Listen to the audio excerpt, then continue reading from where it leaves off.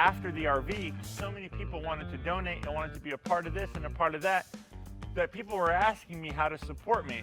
And that really was a huge eye-opener as to the community that we built before Patreon, that people wanted to so much be a part of this mission.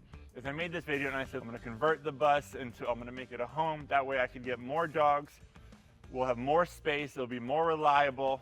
I said, I'm gonna do it. I'm gonna get the bus with or without you, but if you wanna be a part of it, you can. I'll have a fundraiser. It was only 2 weeks long, and it was, I mean, the amount, I think over 1,000 people, I think 1,100, 1,200 people bought something from the website to help me raise money for the bus. It was just the coolest. I was bawling, crying. I was so happy. Another level of excitement. I couldn't believe it. I was so ready and optimistic, and it was beautiful. However, the bus was everything I wanted and more, as far as the space and the comfort with the dogs. It gave me a lot of problems. The bus gave me a lot of problems, and then I couldn't find people to fix it. I just dealt with it. But let me show you the bus. So, this is the bus.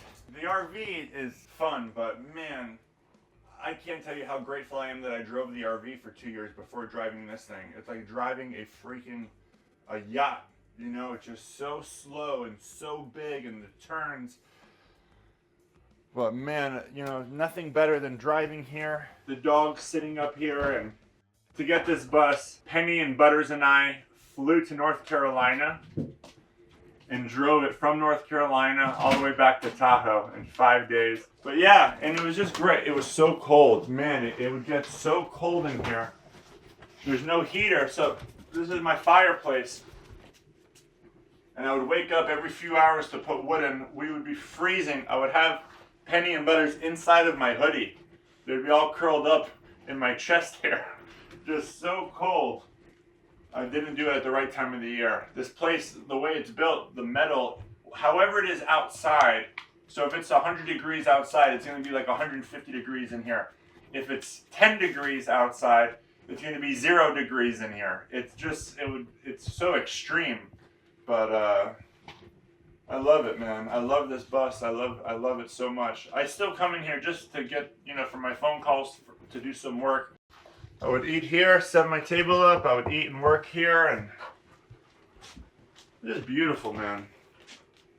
You know, it's a little bit more difficult in the bus, getting around in the RV. The RV is like a Corvette compared to this, really. And the RV was hard and difficult at the time, so I had to be a little bit more careful in the bus.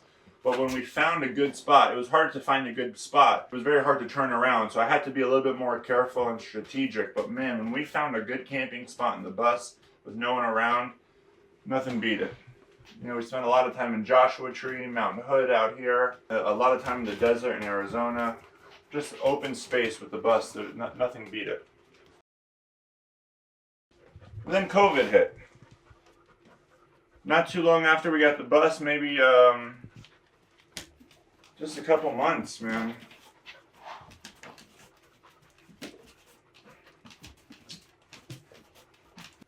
We were in Gold Beach, about 6 hours from here, ironically. We were in Oregon. I didn't think I would be living in Oregon. I just loved it. I definitely loved the coast. Spent a lot of time running on the beach, and I found this place where, like, we were just secluded, you know? We had the whole beach to ourselves. I was so happy. I was in such a good place. I was really in such a good place. And then I was getting ready to pack up the bus. I was getting ready to hit the road. I was going to go back to California. And I called the dogs in, and Stella doesn't get up. Stella won't get up. Her face looks fine. She looks like she's smiling, you know, she looks fine. She's laying there and she won't get up. And I said, Stella, come on. She looked like she was trying, you know. She was like, I'm trying, Dad, I'm trying. And that's when I knew something was wrong. I got her in the bus. I just kind of walked her in. She was very slow. But I saw as she was sitting up front, as we were moving, as we were driving, I saw that she looked kind of weird, like inflamed. And then out of nowhere, we were about 2 hours on the road, and she just had this awful seizure. Worst few days of my life, really. Just couldn't believe it, just couldn't believe it. And the doctors gave me a week with her, and she held strong like Stella did.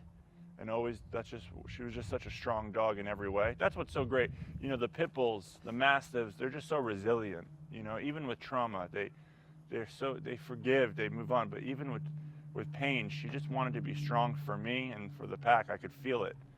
And then eventually, we had an understanding where she didn't have to fight anymore, and she let go. And when I said goodbye to her, and immediately I said, what am I going to do now? What am I going to do? I kept asking myself, I don't want to travel without Stella. And I kept reminding myself I had to be strong for the pack. I had to be strong for my audience, not for business, but people, I get these emails. I watch your videos with my kids. People in the nicest way possible really hold me accountable just by letting me know what the Asher House does for them emotionally. It's accountability, So I said I cannot quit, but I felt so defeated, and that's when I said, what can I do? What can I do? What should I do? And I knew it was the sanctuary. I said that with COVID, I can't even travel. I can't even do what I'm supposed to do. Let's focus on the mission without traveling. Let's start the sanctuary. And that's exactly how we wound up here now. Now we have the sanctuary.